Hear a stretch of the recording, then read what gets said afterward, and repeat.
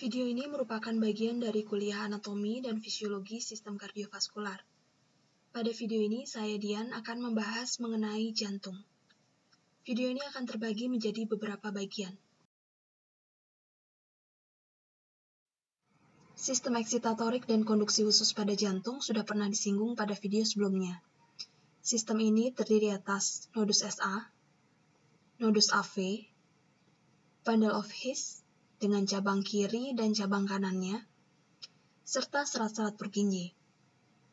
Aktivitas listrik jantung dimulai di SA node yang memiliki frekuensi bangkitan impuls paling cepat, yaitu 60 hingga 100 kali per menit. AV node hanya memiliki kecepatan 40 sampai 60 kali per menit, sementara sel-sel Purkinje atau serat-serat Purkinje memiliki kecepatan yang paling lambat. Ketika suatu potensial aksi terjadi di SA node, potensial aksi ini akan dirambatkan ke seluruh dinding atrium kanan dan juga ke atrium kiri.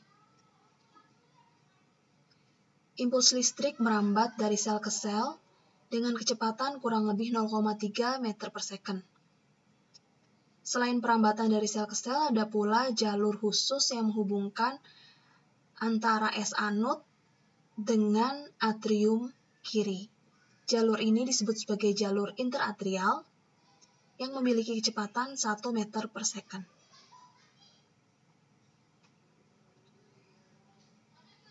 Perambatan dari SA node ke AV node terjadi melalui jalur internodal.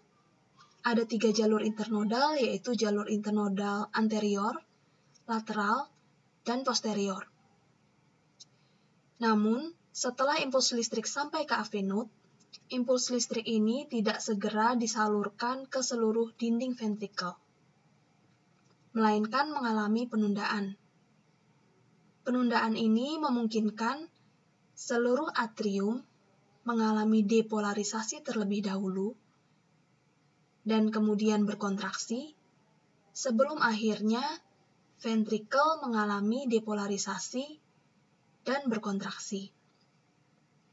Waktu tunda ini memungkinkan agar atrium dapat mengosongkan isinya ke ventrikel sebelum ventrikel mengalami kontraksi. Waktu tunda hantaran impuls dari SA node ke otot ventrikel secara keseluruhan adalah 0,16 second. Penundaan pada jalur internodal sekitar 0,03 second. Sementara pada AV node sekitar 0,09 second.